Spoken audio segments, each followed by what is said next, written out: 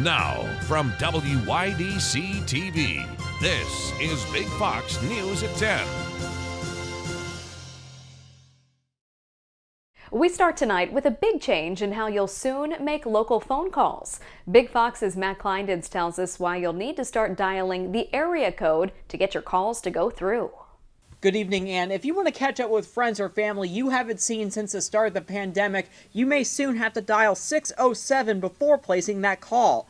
This change comes with the emergence of a new emergency hotline. Last July, the FCC adopted rules to establish 988 as a new emergency hotline for suicide prevention. To ensure that number reaches the National Suicide Prevention Lifeline, 79 area codes across the country will be required to dial 10 digits for all local calls. This includes the 607 area code, which impacts residents in Corning, Elmira, and Binghamton. According to the FCC, residents should begin adjusting to dialing 10-digit numbers. However, all 7-digit calls will still register through mid-October. On October 24th, all local calls must be completed by dialing all 10 digits. Residents will still be able to dial 3-digit services such as 911, and phone numbers and area codes will not change with the new rule. The 988 Suicide Prevention Hotline will go online on July 16, 2022.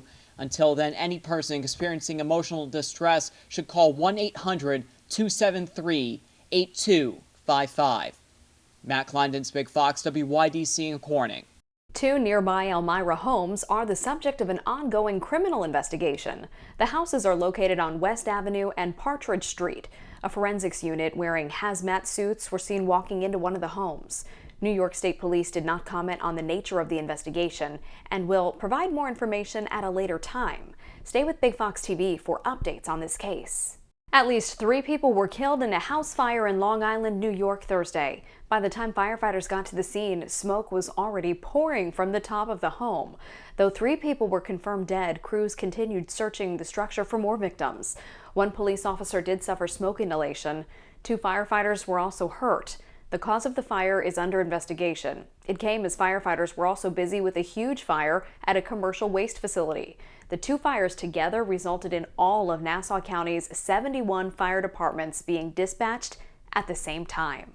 There's a big new focus on getting younger Americans vaccinated as the summer approaches. Jonathan Seri has more from Atlanta.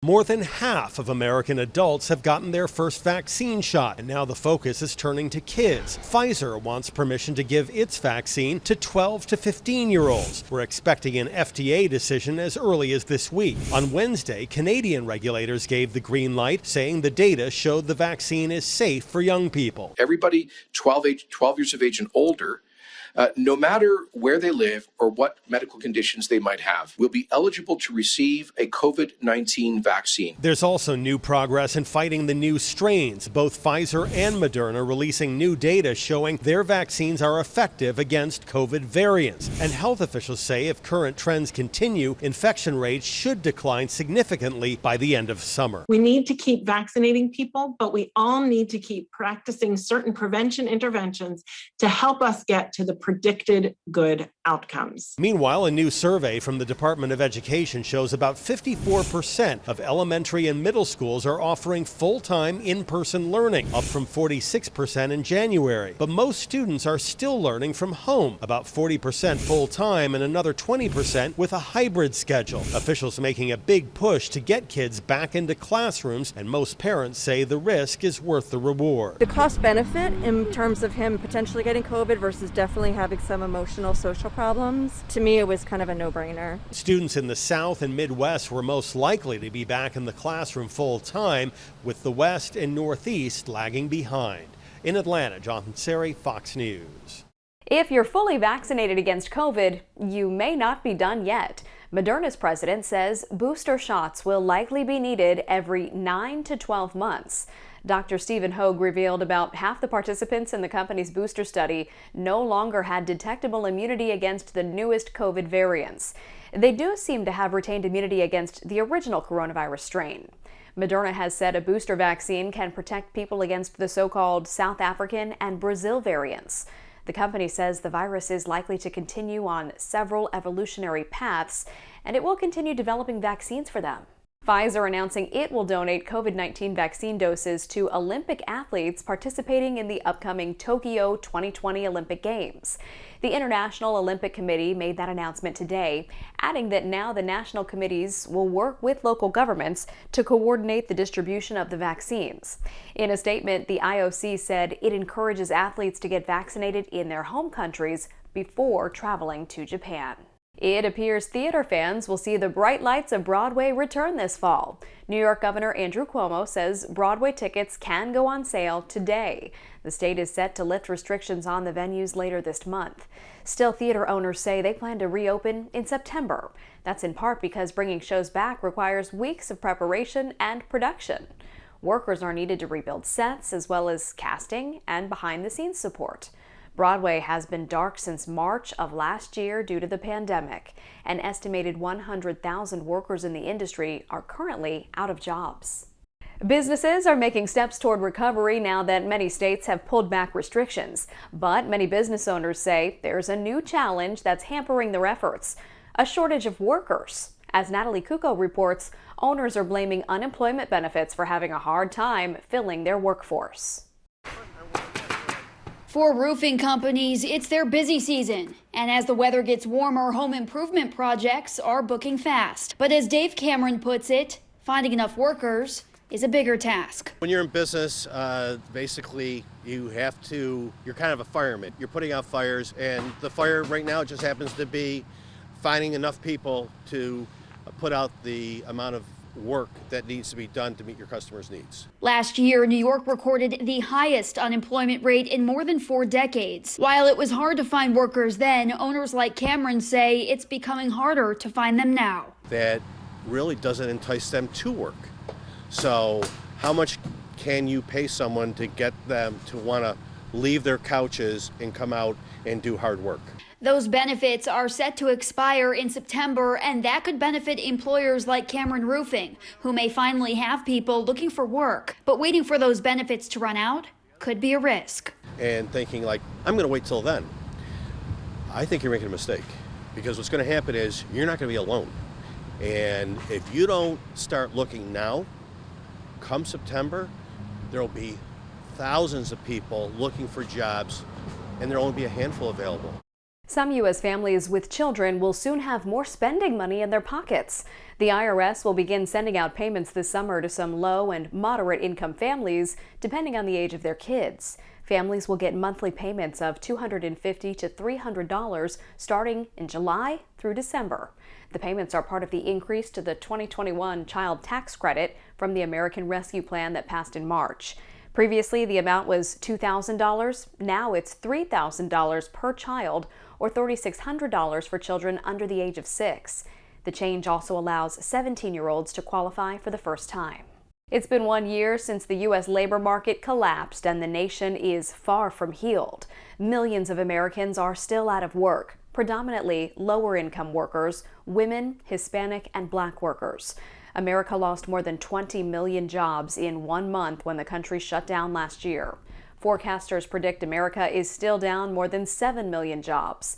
On Wednesday, the ADP employment report, which measures private payrolls, said 742,000 jobs were added in April, mostly in the services sector, particularly in leisure and hospitality. Republicans are mulling the idea of replacing their number 3 in the House for voting against former President Donald Trump in his second impeachment and continuing to call out his supporters. Well, now it appears others in GOP leadership are backing away from their support of Representative Liz Cheney and moving toward a Trump-backed option. Lauren Blanchard has more on the power battle brewing from Washington. Wyoming Representative and current GOP conference chair Liz Cheney is facing the possibility she will lose her leadership role in an upcoming Republican House caucus vote. In the position since 2018, Cheney became a vocal critic of former President Trump after the January 6th riot.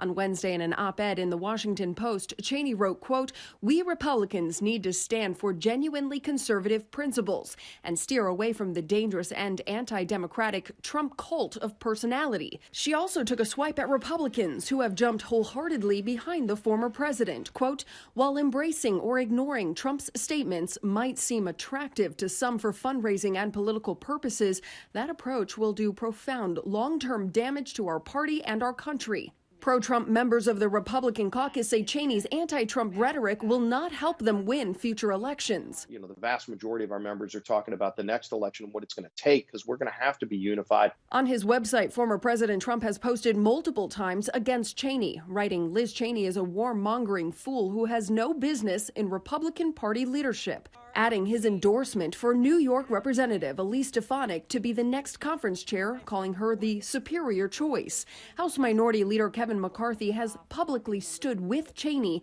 up until now. McCarthy is now with us to remove her, and so there'll be enough votes to remove her next week. There will likely be a Republican caucus vote when the House returns next week. Republicans say they need to be unified in order to take back the House and Senate in 2022. In Washington, Lauren Blanchard, Fox News. Still ahead tonight, as the daily average of COVID-19 doses in the U.S. continues to decline, top health officials are warning about what they're calling wild card variants. Local conditions and emerging variants are putting many states at risk for increases in COVID-19 cases, especially if we do not increase the rate of vaccinations. How these variants could derail pandemic progress. Here's your local stock market update from Big Fox.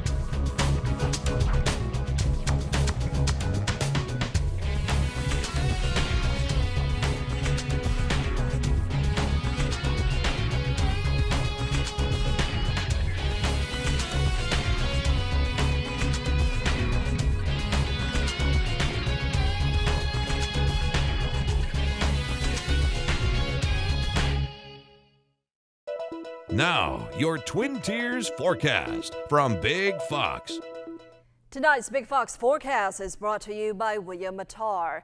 Good evening, everyone. I'm meteorologist Kim Walker with your weather update. We're going to have to say goodbye to this break from the rain because another storm system will continue to drift to the east toward the Atlantic, and it will spread some rain across our area for your Friday.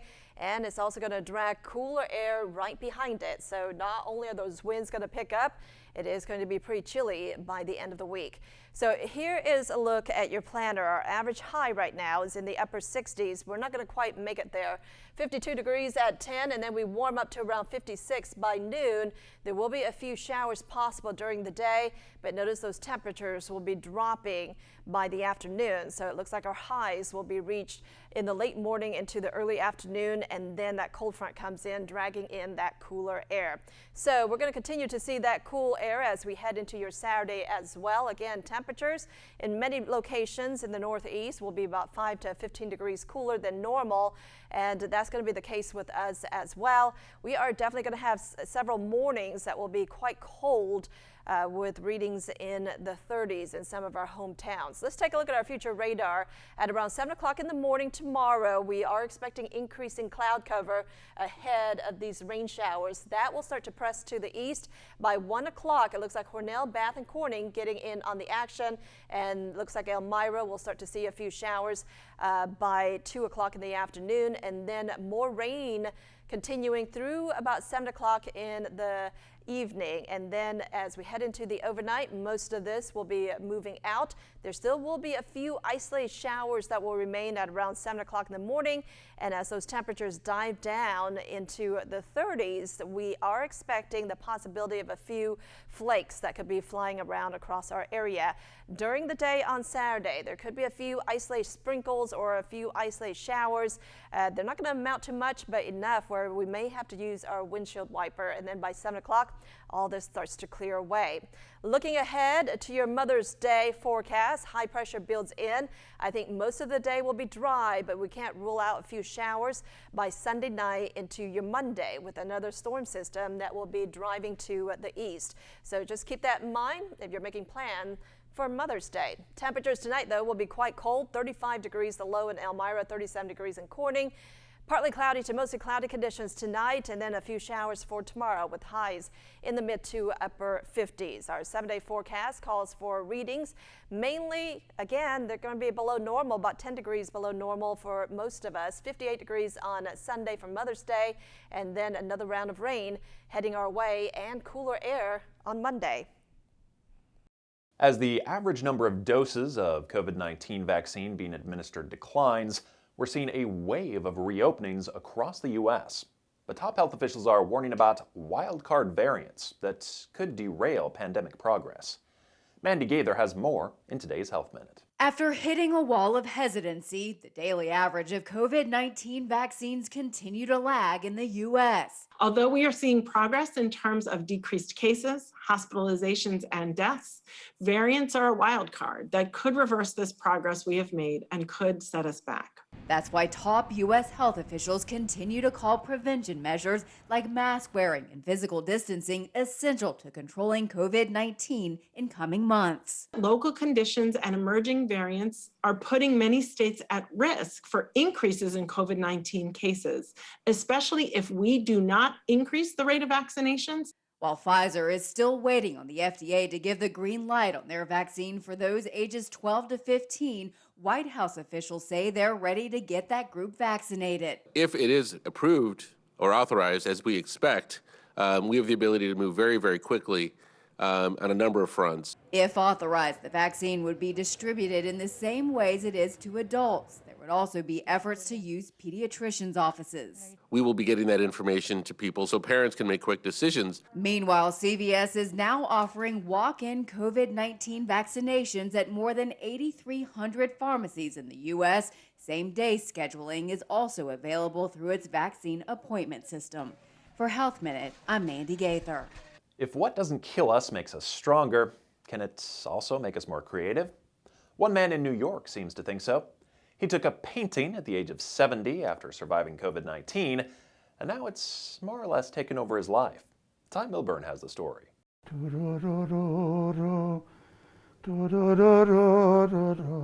At the very young age of 70, Abe Miller has a new hobby. And you can kind of say it's taking over his life. Sometimes I run away from the store in the middle of the day. My wife is looking for me. And me when I'm sitting here and painting. Miller has become such a prolific painter, he's creating dozens of pieces of this abstract art a week. And according to him, art lovers are taking notice. God gave me a new lease on my life. His newest masterpiece he called About Life was painted as we watched in about 5 minutes, 38 seconds. I have so much energy that's flowing out in the art. You can say Miller came to the canvas by way of the coronavirus. It's like an unbelievable thing. It can't be described. Last March, the Muncie real estate tycoon contracted COVID-19 and it nearly killed him. 7 weeks in a coma, 3 months in the hospital. By his account, COVID took the life out of him, and through his art, he's taking it back. It helped me tremendously that I wasn't depressed from what I went through. As a matter of fact, it was just the opposite. Miller says there is no question that his faith and his art saved his life, and he plans to use his new gift to help inspire others, showing them the grace he's been given. Thank God I'm back 100%. As a matter of fact, my kids tell me I have more energy than I ever had. For more than a decade, Bitcoin has dominated the cryptocurrency world. Now, another coin is soaring in price and emerging as the next big thing in digital currency. Mandy Gaither has more. Move over, Bitcoin. The world's second most valuable cryptocurrency is soaring to record highs. Ethereum, or Ether for short, has seen its price quadruple this year. On Monday, Ether topped $3,000 for the first time ever. That's more than a 350% gain this year. I started seeing and feeling it in January, and this has just been a constant. Some experts like entrepreneur Gary Vaynerchuk say Ether is taking off as more young investors look to diversify their crypto investments. The Robinhood phenomenon, right? The Reddit community, like every 17, 19, 22, 14-year-old thinks in investing terms. Another reason behind Ether's rising popularity, Ether is the main currency of choice used to buy non-fungible tokens known as NFTs. These are digital assets popular in the arts and sports collectibles world, and more investors like Vaynerchuk are jumping into the NFT mania.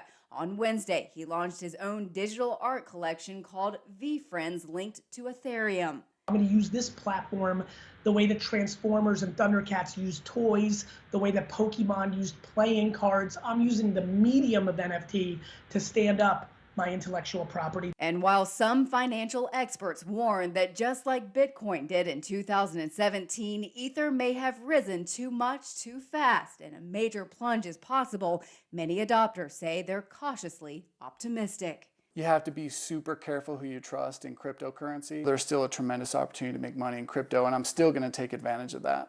For Consumer Watch, I'm Mandy Gaither. A milestone for SpaceX and its mission for people to one day visit Mars. The aerospace technology company launched another test flight of an early Mars rocket prototype Wednesday. The SN-15 soared up to about 6 miles above Earth, completed a series of aerial acrobatics, then relit its engines and landed upright on a landing pad. The vehicle is the fifth of SpaceX's rocket prototypes to attempt such a landing, and the first to do so successfully. All of the prior missions did end in explosions. Playing Legos as a kid was all about creativity, fun, and magic. But they aren't just for kids. An Army veteran from Milwaukee is using them for a very important purpose: therapy. Megan Marshall explains how he's taken this hobby and used it to deal with the pain. Legos weren't always a part of Jeff Hagenson's life. As a kid, I absolutely hated Legos. Hated Legos. But now he would say Legos play a pretty big role. At one point, you couldn't sit on my couch, use my coffee table, my kitchen table. You couldn't use like the bar top.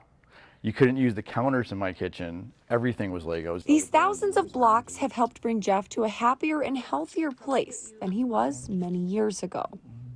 Jeff is an Army veteran who served multiple tours from 1998 to 2011.